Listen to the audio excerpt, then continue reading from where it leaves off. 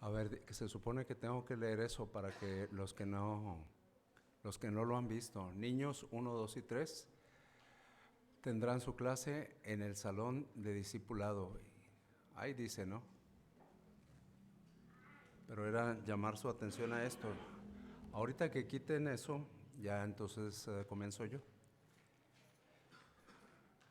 Niños, niños, niños, 1, 2 y 3 a discipulado.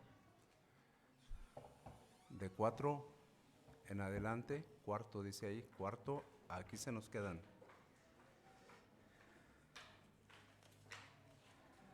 Es una situación especial por lo que ya nos hemos dado cuenta. Esperemos que esta situación especial termine en un periodo breve. Si oyen ruido, son niños.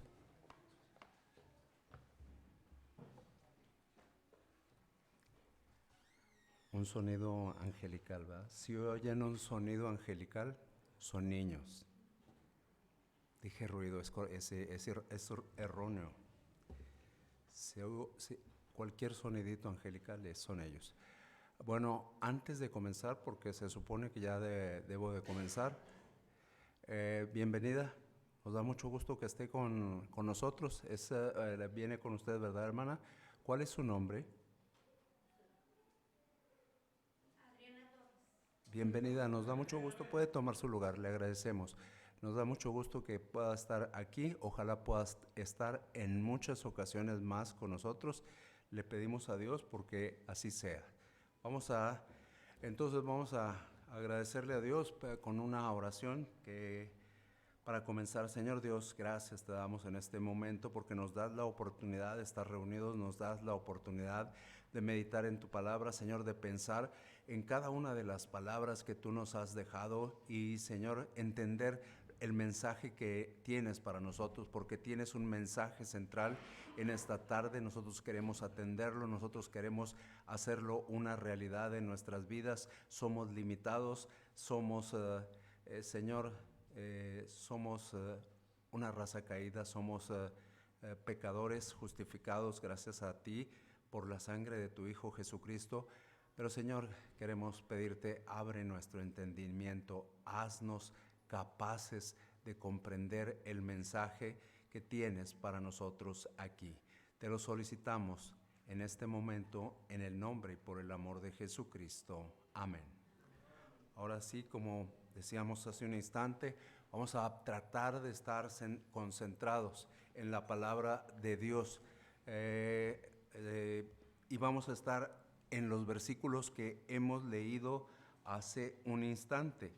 Leímos desde el versículo 12 y todo lo que nosotros tenemos que entender cuando nosotros leímos desde el versículo 12 y hasta el 20, nos surge el pensamiento, bueno, ¿y de qué se tratará todo esto? ¿De qué se tratará estos versículos? ¿Cuál es el centro de estos versículos? Y podemos decir hasta 10 posibilidades.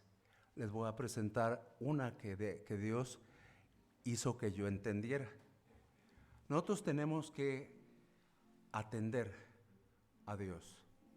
Dice el último versículo de los que leímos, que es el número 20, dice: id y puestos en pie en el templo, anunciad al pueblo todas las palabras de esta vida.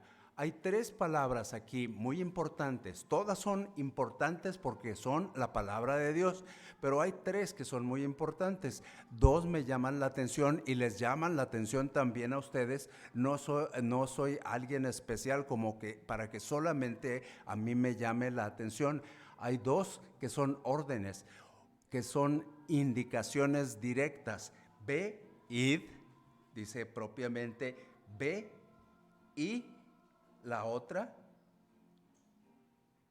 anunciad. Ve y anuncia, ve y anuncia. Luego dice, ¿qué es lo que tenemos que anunciar? Lo que tenemos que anunciar, dice por ahí, Lo que tenemos que anunciar, dice el versículo 20, es las palabras de esta vida. Entonces nosotros tenemos que entender, cuando hemos visto este versículo 20, casi siempre, así como en la mañana, no me dejen afuera el 14, así en este momento, no es el último versículo, es el último versículo de la lectura, pero no me dejen afuera de este versículo, porque este versículo nos está diciendo dos indicaciones importantes y muy específicas, y nosotros tenemos que reaccionar de una forma o de otra. A las indicaciones nada más hay dos formas de reaccionar: o ponemos atención o las dejamos pasar, es decir, obedecemos o no obedecemos. Eso es lo más sencillo que podemos decir en relación con esto que estamos viendo. Ahora, en relación con la obediencia, ¿por qué obedezco?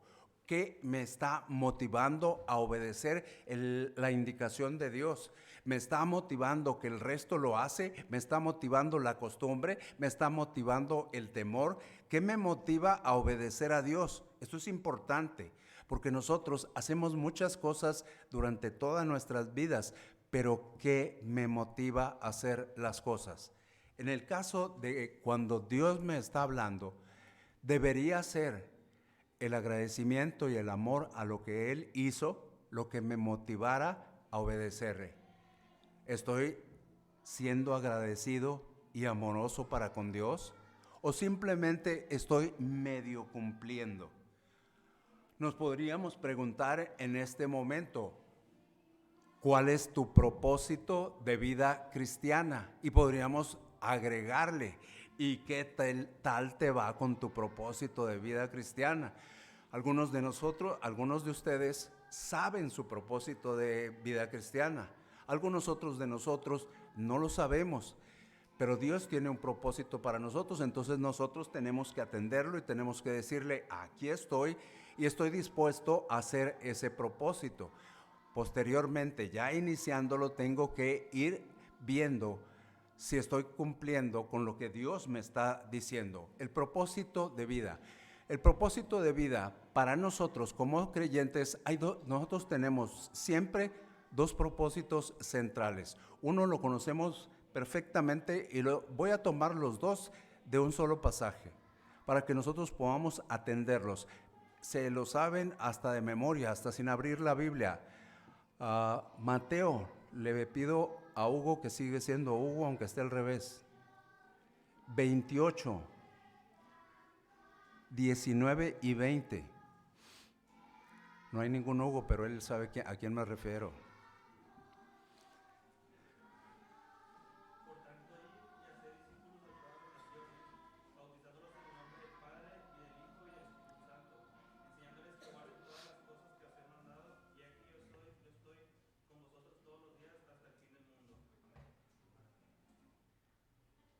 Ahora sí, entonces, por la cuestión de que quiero hacer batallar un poquito al joven que está ahí atrás para que esté despierto, siempre se empieza a dormir. Entonces, ¿cuáles son esos dos propósitos que Dios tiene para nuestras vidas? Dios tiene propósitos divinos, tenemos que entenderlo. Si yo le fallo al propósito que este joven tiene para conmigo, no hay problema, pero si yo le fallo al propósito que Dios tiene para conmigo, pues eso ya es una cosa más seria. Y ahí me dijo dos propósitos. ¿Cuáles fueron? ¿Los viste? ¿Los alcanzaste a ver? Ahí están perfectamente tal y como lo está respondiendo. Uno es que yo le comparta el mensaje a otro. Dice ahí que yo comparta las palabras de vida con otro. Ese es uno de los propósitos que tiene Dios para mi vida. Y viene un segundo, que yo les enseñe. Esa enseñanza se amplía, que yo edifique sus vidas, que yo sea capaz de edificar a esos nuevos, que no me quede en la orilla.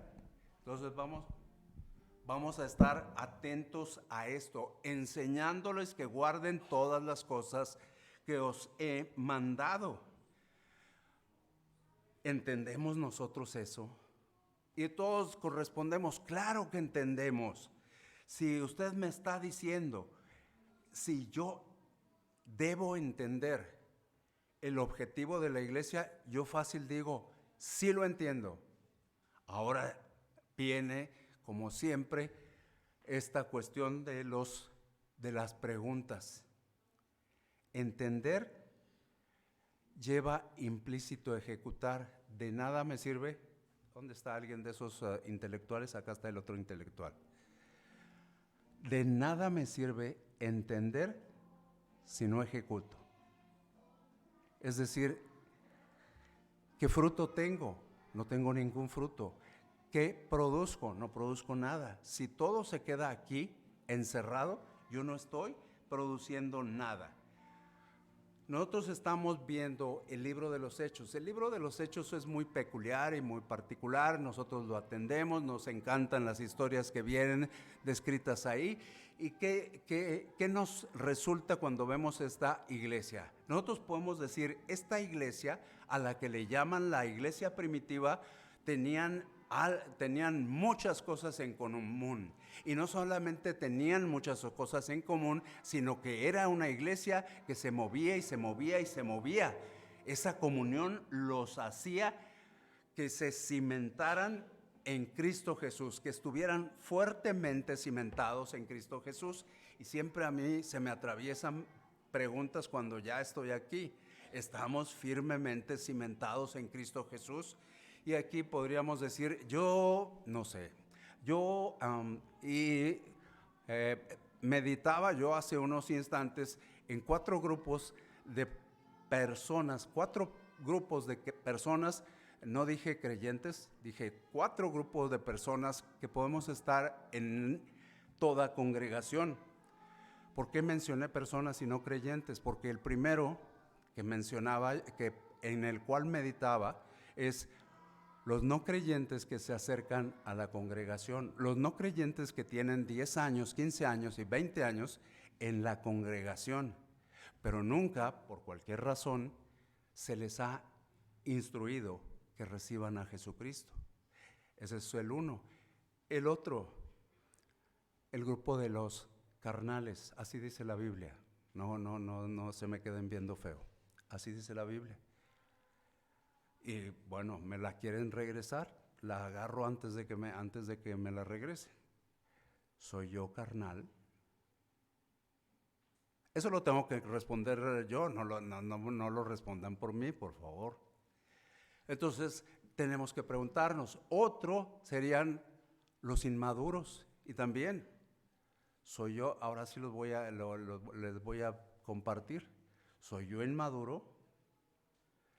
¿Es usted inmadura? Ese es el tercer grupo. Y el cuarto grupo, los entregados a Cristo. Las proporciones obviamente son variables. ¿Cómo está el principio vital de la iglesia? ¿Cuál es el principio vital de la iglesia? 4.3, creo que Efesios, no estoy seguro si sea 4.3, pero vamos a Efesios 4.3 y ya veo a ver qué tan equivocado andamos. Efesios, espero que sea 4.3. Sí, es el 4.3, lo vimos en la conferencia, ¿verdad? ¿Se acuerdan? Dice, solícitos en guardar la unidad del Espíritu en el vínculo de la paz.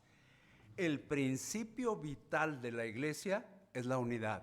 El Señor Jesucristo no dejó 5 iglesias, 20 iglesias o 40 iglesias hechas fragmentos. Dejó una iglesia unida.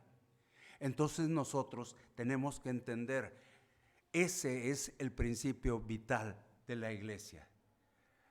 No podemos, tenemos que entender una cosa. Personas como un servidor, a veces idealizamos a la iglesia del primer siglo. Cuidado con eso. Eran hombres y mujeres como nosotros. Voy a suponer, y casi lo puedo afirmar, ¿dónde está alguien que pueda decirle? Bueno, no está.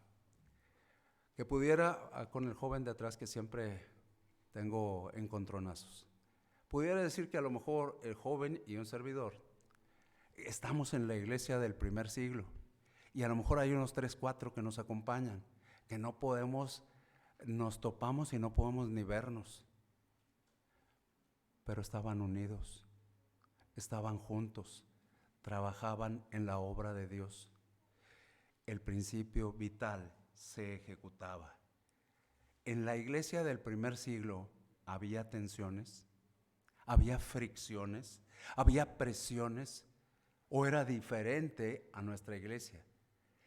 Es obvio que era exactamente lo mismo, tenía las mismas situaciones que tenemos nosotros. Estas trataban de hacer una cosa: obstaculizar lo que la iglesia tenía que hacer. Muy parecido a nosotros. La unidad de nuestra iglesia y el crecimiento de la iglesia, ¿cómo se encuentran en este momento? El pasaje es muy amplio. Yo pedí la lectura solo de una parte del pasaje, pero el pasaje es mucho más amplio de lo que pedí. En medio de este pasaje, que podríamos decir nos sería útil hasta el versículo 40 o bien más allá. En medio de esto nos vamos a encontrar, en medio de este recorrido, 6 elementos esenciales para que nosotros podamos entender lo que sería el mensaje central. Debes ir y proclamar por amor. Debes ir y anunciar por amor el mensaje de vida. El segundo está muy largo como para título. Y en esos 6 elementos, ¿cuáles son los elementos que encontramos en este pasaje? El primero es la pureza. Después de la pureza encontramos el poder continuo. Enseguida persecución, privilegio divino, posición incómoda y una posición prudente. Una proposición prudente. Todo comienza con una Y, versículo 12. Y ahí empieza a que nosotros meditemos en la palabra de Dios. Esa Y, les preguntaría a quienes saben mucho sobre español. Yo sé que es un tiempo difícil, es un tiempo en que ya comimos, ya tenemos sueño, ya queremos relajarnos, pero la Y, ¿qué es? ¿Alguien que esté en secundaria o en prepa? ¿Alguien que recientemente haya pasado secundaria o prepa? ¿No hay nadie que esté en secundaria o en prepa?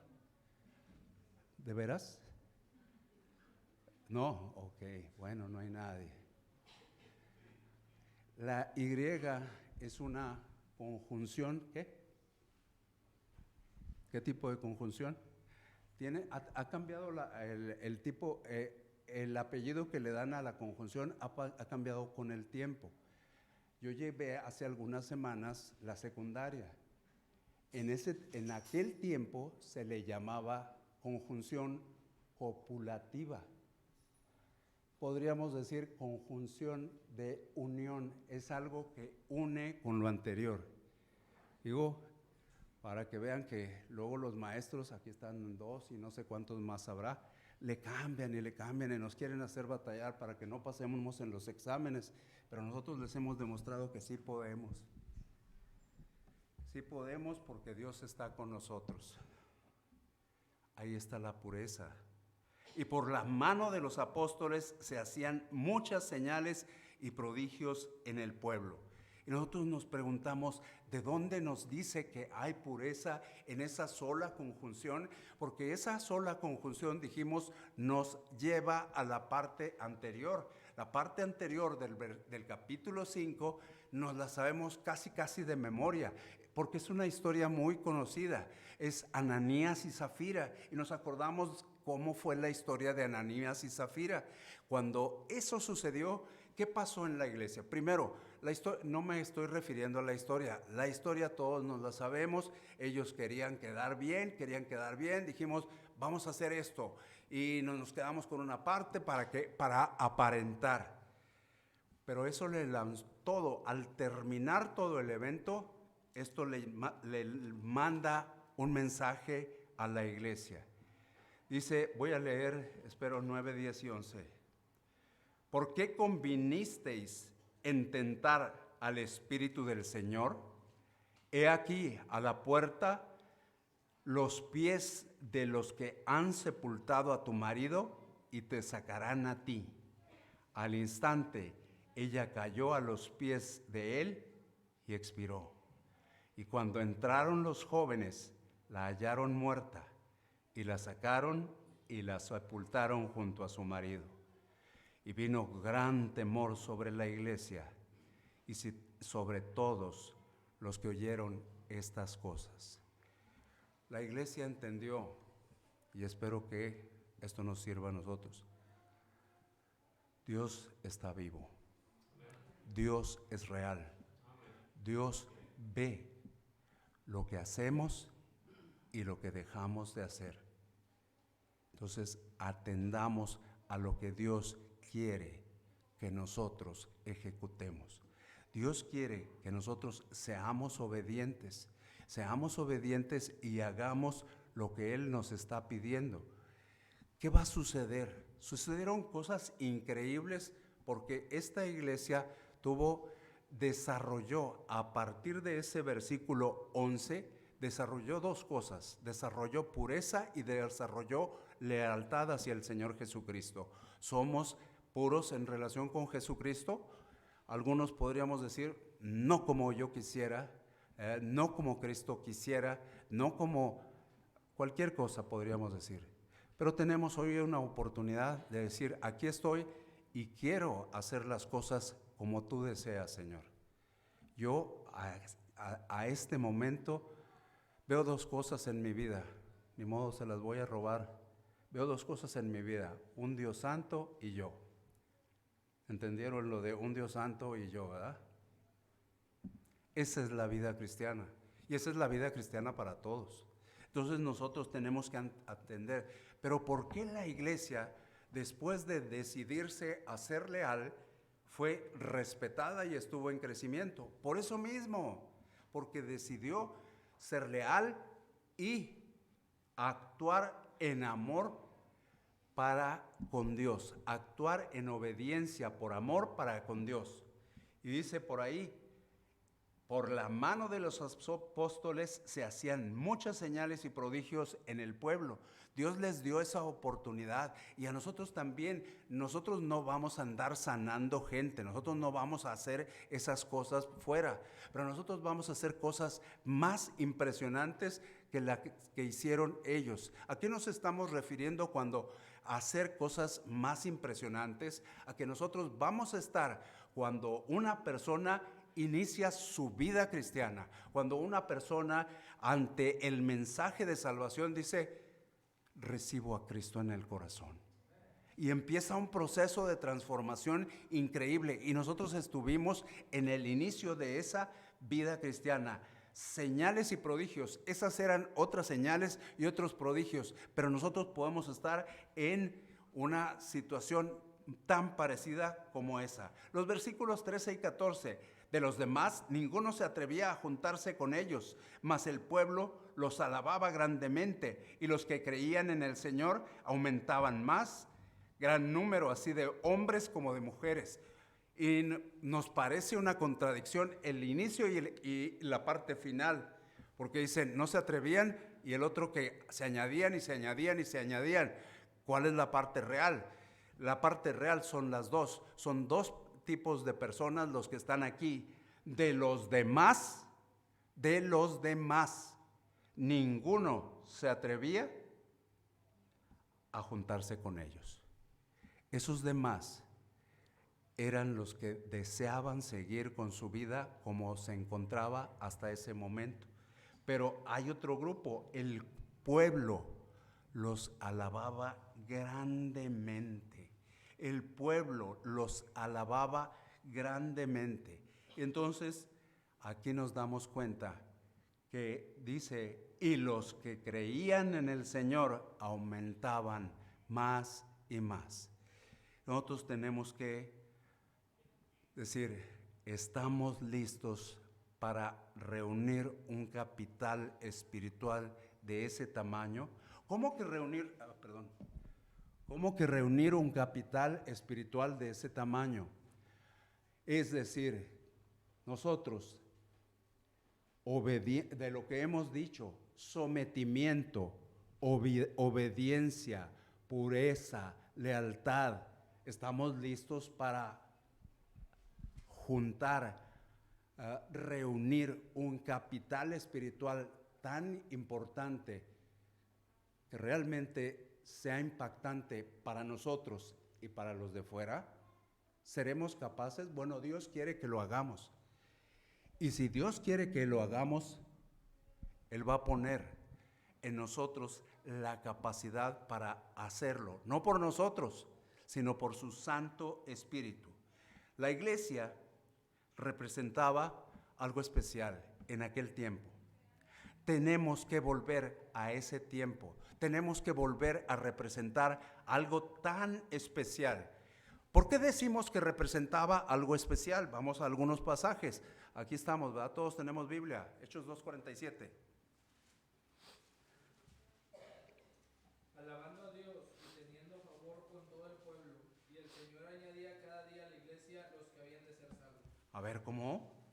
Teniendo favor con todo el pueblo, nos damos cuenta entonces del impacto que estaba teniendo sobre los que estaban fuera. Tenían el favor con todo el pueblo. En Hechos 4:21 se menciona ellos, y cuando nosotros pensamos en ellos decimos, ¿a quién se está refiriendo? Se está refiriendo a la oposición religiosa, a aquellos que están en eminencia. Entonces les amenazaron y les soltaron, no hallando ningún modo de castigarles por causa del pueblo, porque todos glorificaban a Dios por lo que se había hecho. Esta iglesia estaba teniendo un efecto en los de fuera. ¿Qué hacían ellos? Y lo podemos sintetizar a una sola palabra y lo podemos explicar. Anunciaban el mensaje de vida. Predicaban al Señor Jesucristo con valor, sin temor. Iban y decían, arrepentíos y bautícese cada uno de vosotros en el nombre de Jesucristo para perdón de los pecados y recibiréis el don del Espíritu Santo. ¿No es eso valentía? Si nosotros tendríamos que ubicarnos, acá está el joven, tendríamos que ubicarnos en medio de un grupo de hombres de antecedentes de raza judía y de religión judía, y de ir y decirles, arrepiéntate y bautízate en el nombre de Jesucristo. Pues no, cualquiera va y les dice eso a un grupo de judíos.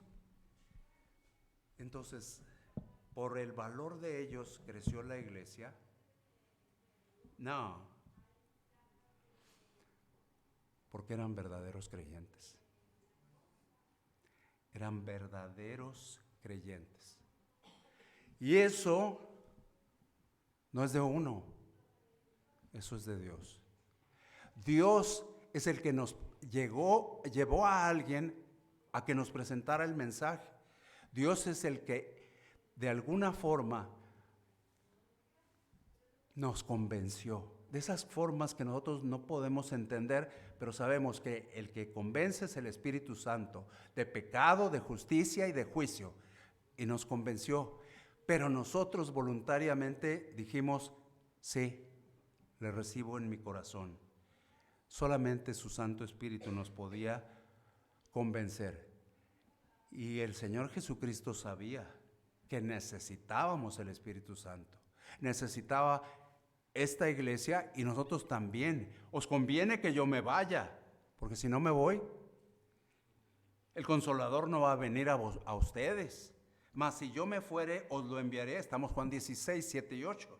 Os lo enviaré y cuando Él venga, convencerá al mundo de pecado, de justicia y de juicio.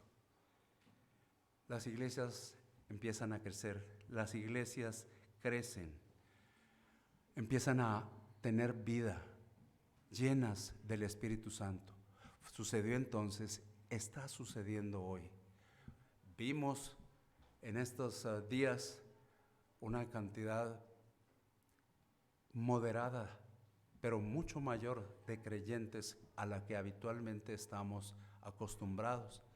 Y le dimos gracias a Dios y escuchamos la palabra de Dios y parecía que la palabra de Dios era para otro, pero no, hasta dijimos, caray, me dijo tal cual era conmigo. Nosotros tenemos que entender, ¿qué tenemos que hacer entonces? Uno, ya que somos creyentes, un buen número, porque 3 estamos en los grupos que sí somos creyentes, los que somos carnales, los que somos inmaduros y los que son entregados. Tenemos que tener comunión unos con otros. Tenemos que ser leales. ¿A quién? A Cristo. Hizo que me acordara de un varón que vino aquí por este lado y me dijo, ¿usted es fiel? Y me dijo un apellido. Y le dije, yo le soy fiel a Cristo. Bueno, intento serle fiel a Cristo. ¿Y es leal para esto? No. Trato de ser leal para con la iglesia. ¿Cómo está nuestro compromiso? ¿Está fuerte? ¿Es fuerte nuestro compromiso para con Dios? ¿O estamos haciendo como que hacemos? Una iglesia con pureza y con lealtad. Una iglesia que hacía cosas sobrenaturales. Una iglesia en crecimiento. Y nosotros pensamos en nuestra iglesia el día de hoy. Esa iglesia fue dejada aquí para que nosotros aprendiéramos de ella. No es la iglesia perfecta la vamos a ver luego. Pero es una iglesia de la que podemos aprender. Pero sí nos está haciendo ya un llamado ya desde ahorita. Necesitan tener una comunión estrecha, íntima entre ustedes. Necesitan buscar la pureza. Necesitan serme leales a mí, dice el Señor Jesucristo. Entonces, esta es la pureza. ¿Qué vino después de la pureza? La lealtad y la comunión entre ellos. Después de esto, dice los 17 y 18. Si me ayudan. Nada más uno. Moisés.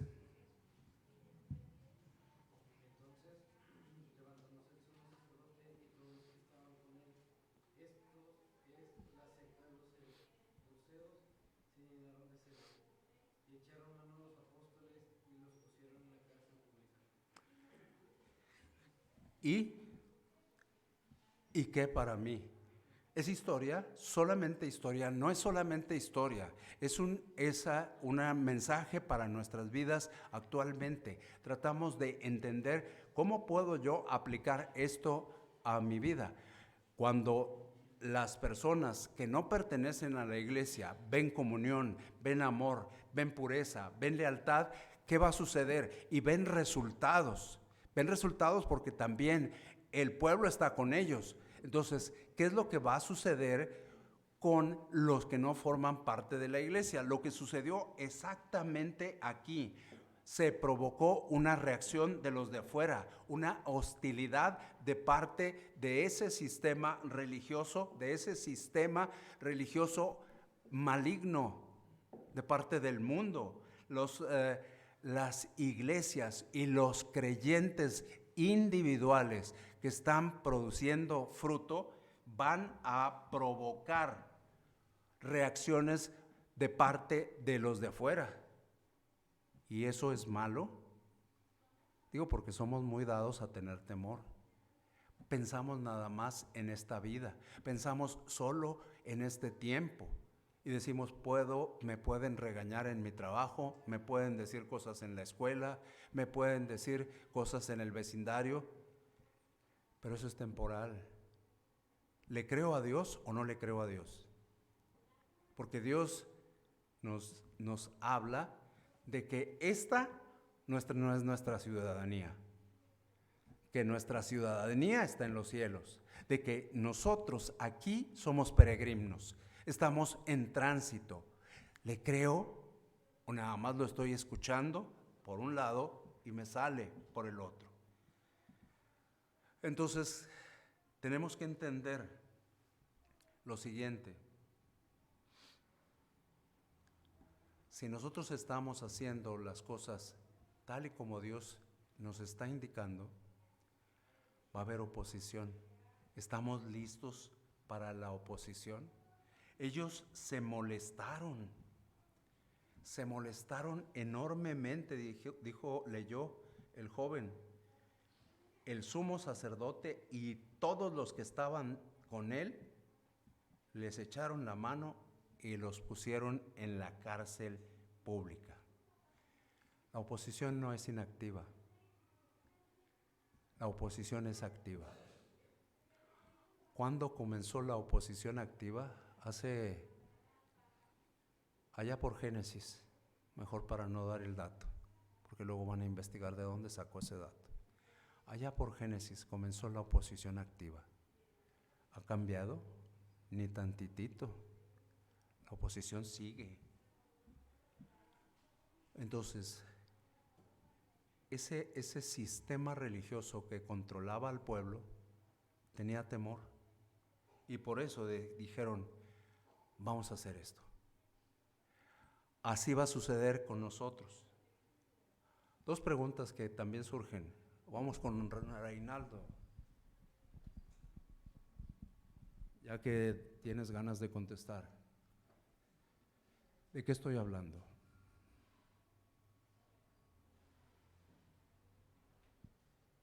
Exacto, estoy hablando de oposición. Bien, Reinaldo, muy bien.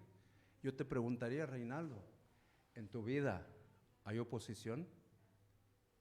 Ahora te viene la pregunta. ¿Cuál? Todos tenemos oposición en nuestras vidas. A veces no podemos identificarla. ¿Por qué no podemos identificarla? ¿O por qué no tenemos oposición? Algunos de nosotros podríamos decir, yo no tengo oposición en mi vida. A mí me está yendo perfectamente bien en mi escuela, en mi trabajo, en la oficina, con mis vecinos. Y yo soy un pan dulce. Todo el mundo me quiere. Ah, caray, pues hay un problema. ¿Por qué no tienes oposición en tu vida? ¿Eres parte del mundo o eres parte de los que esperamos ser trasladados? ¿De quién eres parte? Dios nos da la oportunidad de entender esto. Léeme la primera parte del 12 y yo leo lo siguiente. La primera parte solo del 12. ¿De ninguno otro? No, del 12. Y por la mano. Y por la mano de los apóstoles se hacían muchas señales y prodigios en el pueblo. Ahí. Y por la mano de los apóstoles se hacían muchas señales y prodigios en el pueblo. Y luego de ahí pasamos. Tanto que sacaban los enfermos a las calles y los ponían en camas y lechos, para que al pasar Pedro, a lo menos su sombra cayese sobre algunos de ellos. Y aún de las ciudades vecinas, muchos venían a Jerusalén trayendo enfermos y atormentados de espíritus inmundos, y todos eran sanados. Esto es importante. Esta es la influencia que tiene la iglesia, no solamente aquí en nuestro interior, sino la influencia que nosotros debemos tener en el exterior. Como nosotros ya no vamos, nosotros ya no vamos a sanar enfermedades, nosotros no vamos a sacar demonios, nosotros lo que vamos a hacer es presentar el mensaje de vida, y presentando el mensaje de vida, los niños, los jóvenes, los adultos van a recibir al Señor Jesucristo, y no por obra de nosotros, sino por obra del Espíritu Santo de Dios que está trabajando en esa persona, incluso antes de que nosotros comenzáramos a hablar. No somos nosotros, es el Espíritu Santo de Dios el que está haciendo las cosas. Pero aquí esta iglesia estaba comenzando aquello que se dice en Hechos 1:8, y me seréis ¿qué? Testigos en Jerusalén, Judea, Samaria. ¿Sí? ¿Por qué? Porque nos damos cuenta que dice ahí, y aún de las ciudades vecinas muchos venían a Jerusalén. Nosotros tenemos oportunidad aquí en nuestra ciudad de hacer esas cosas, porque nosotros no sabemos qué personas se van a quedar aquí para siempre o qué personas van a ir. Hace algún tiempo, ¿dónde está Ricardo? Acá está. Hace algún tiempo Ricardo fue le presentó el evangelio a un joven que se sentó por acá. ¿Sí? Ese joven no se iba a quedar aquí. ¿Dónde habrá ido ese joven? ¿Dónde estará compartiendo el mensaje de vida que le entregó Ricardo? Entonces nosotros también tenemos que darnos cuenta de esto. No todos los que han venido aquí con nosotros están aquí, pero ¿dónde están? Eso le pertenece a Dios. A mí no me pertenece que esté aquí. ¿De qué me sirve que esté ahí sentado si no está haciendo nada? No me sirve de nada. Pero si ese realmente el Espíritu Santo de Dios entró a él y se convirtió, el mensaje continúa y continúa y continúa. La iglesia primitiva hacía milagros. Es una pregunta capciosa. ¿A quién se la hago, Ricardo? A mí, ¿verdad? Si es capciosa, me la hago yo. Si ustedes lo analizan, la iglesia primitiva no hacía milagros. Los apóstoles de la iglesia primitiva hacían milagros. Es nomás lectura lenta. Ellos, sí. Pero ¿cuál era la petición de ellos? Hechos 4, 29 y 30. Esto sí, despacito, porque casi me voy a detener. Ya le había dicho a alguien que quería no avanzar completamente, sino tratar de dejar un concepto en nuestra mente y en nuestro corazón. Dice 4, 29 y 30. ¿Alguien lo tiene? ¿Alguien con voz potente? Suriel es el de la voz potente. A ver, ¿quién? Sí.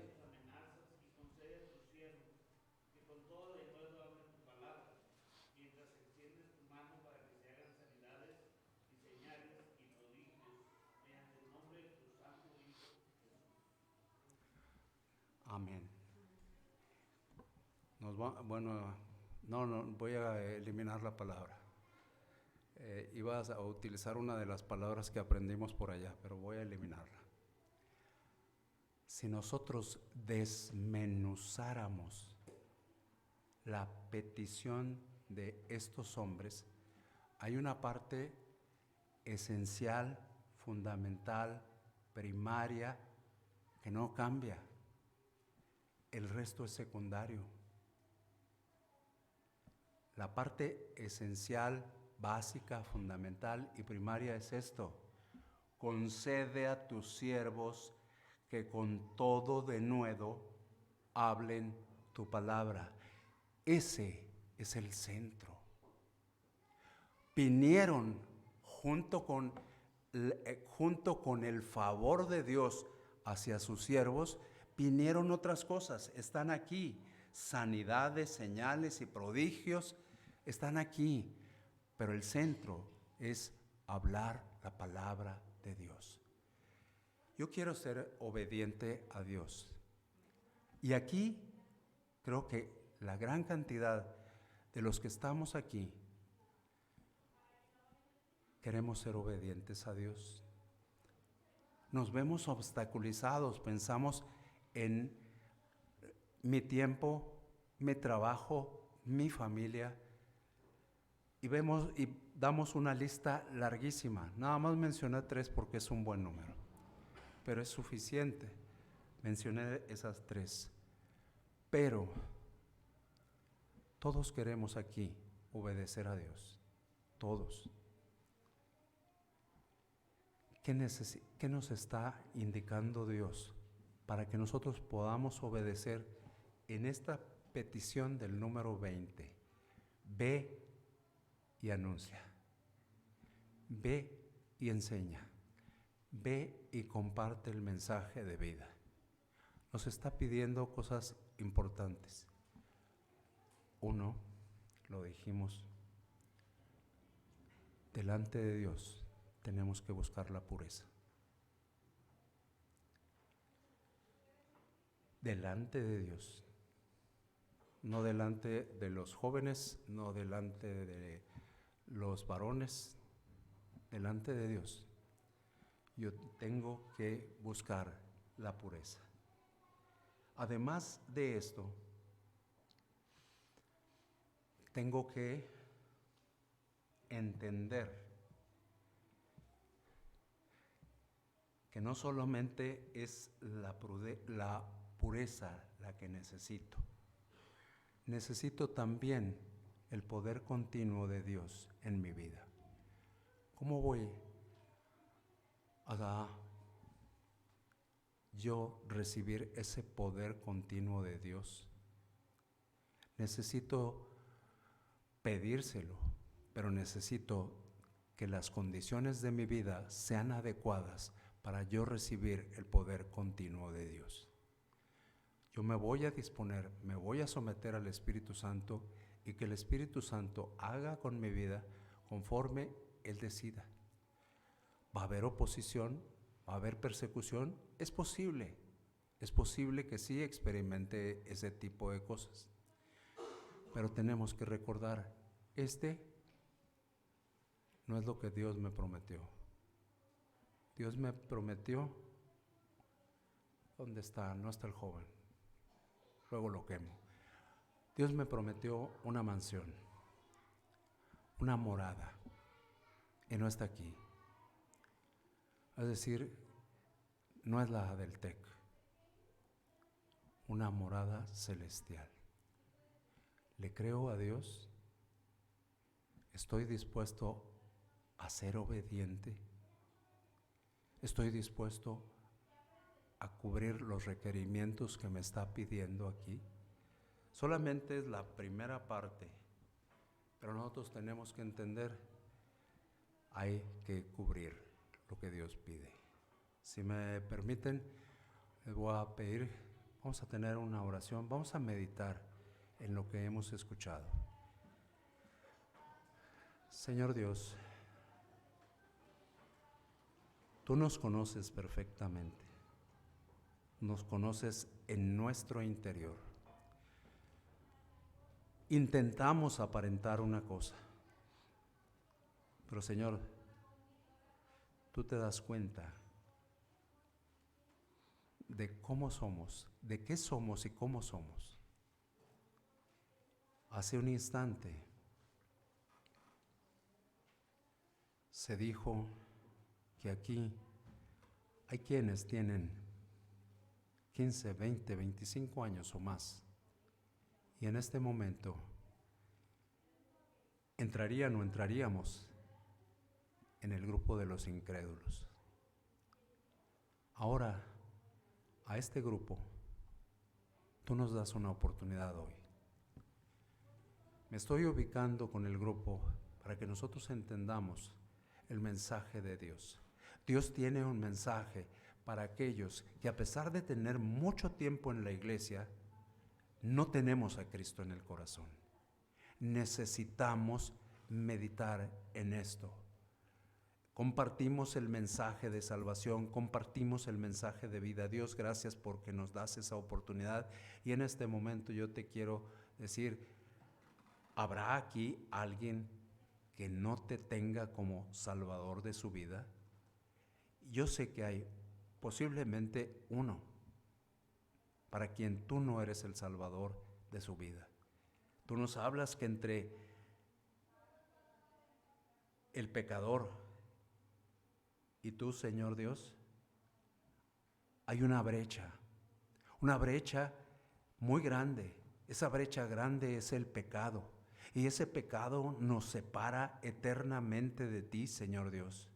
En este momento yo me doy cuenta, yo he hecho muchas cosas malas y por eso que yo he hecho, yo estoy separado de Dios, como si entre Dios y yo existiera una reja, como si entre Dios y yo existiera un río, como si entre Dios y yo existiera un mar, separación.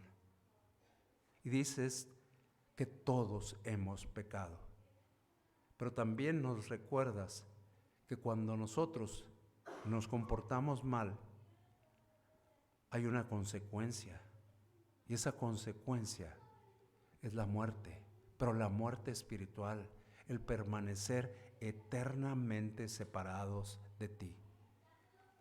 Tú nos lo has compartido a través de tu palabra, lo hemos meditado, lo compartimos, y nosotros tratamos de solucionarlo y tratamos de hacer muchas cosas para revertir eso. Nos da temor, nos da miedo. Y hemos inventado cosas como las buenas obras, como la moral, como la ética. Todo eso lo hemos inventado.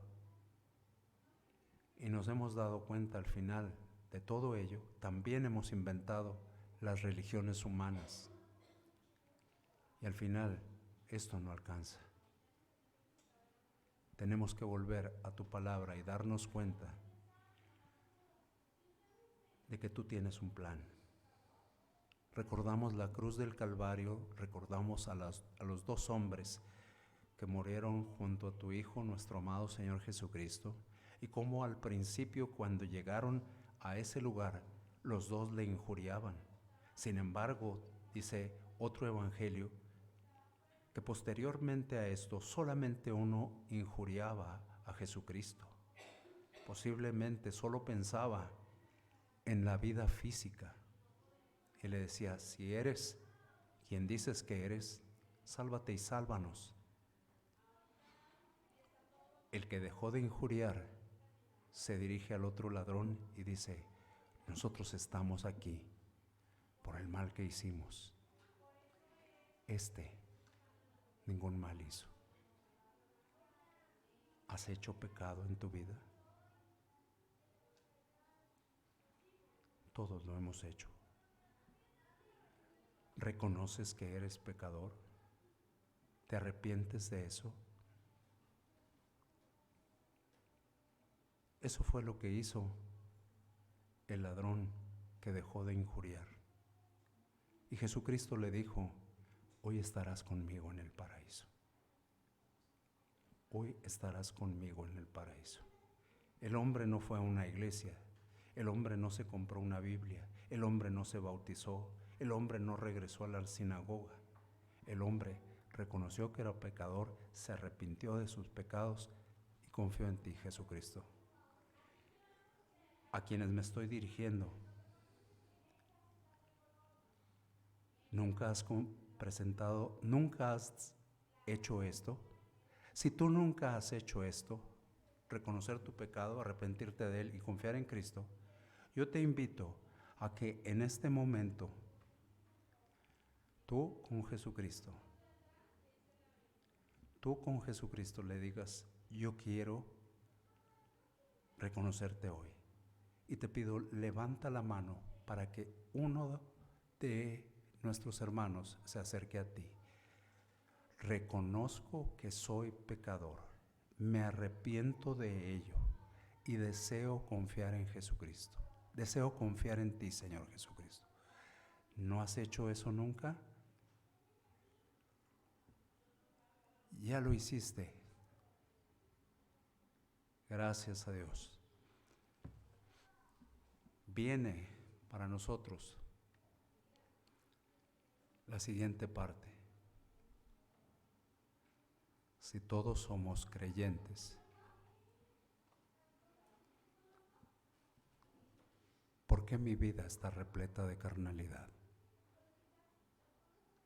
¿Por qué mi vida está repleta de inmadurez? ¿Por qué no entrego mi vida al Señor Jesucristo? ¿Por qué no le digo en este momento, es tiempo de que tú muestres externamente que quieres hacer algo diferente, que quieres ser valiente? Ellos fueron valientes y valientemente y públicamente proclamaban el mensaje. Nosotros no tenemos que salir a la calle en este momento, pero sí tenemos que dar evidencia de que somos valientes porque estamos haciendo lo correcto. Estamos diciendo, yo quiero entregarme a ti, yo quiero que tú me uses. Y si tú quieres tomar esa decisión, yo te invito a que lo hagas evidente, levantando tu mano, poniéndote de pie, pasando al frente, poniéndote de rodillas, de alguna forma que tú hagas evidente que Dios ha hablado a tu vida.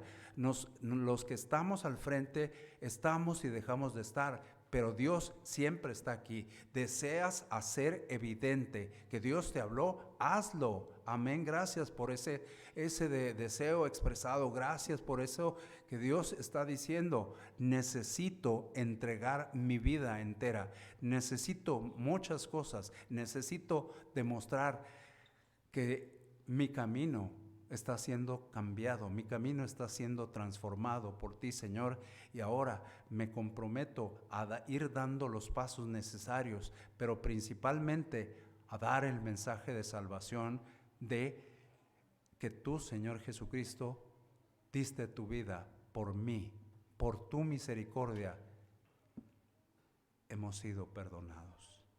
Y tengo que decirle a los demás eso. Gracias, Señor Dios, porque nos das la oportunidad de meditar en estas breves palabras de esta tarde. Te lo agradecemos y te lo suplicamos todo en el nombre y por el amor de Jesucristo. Amén.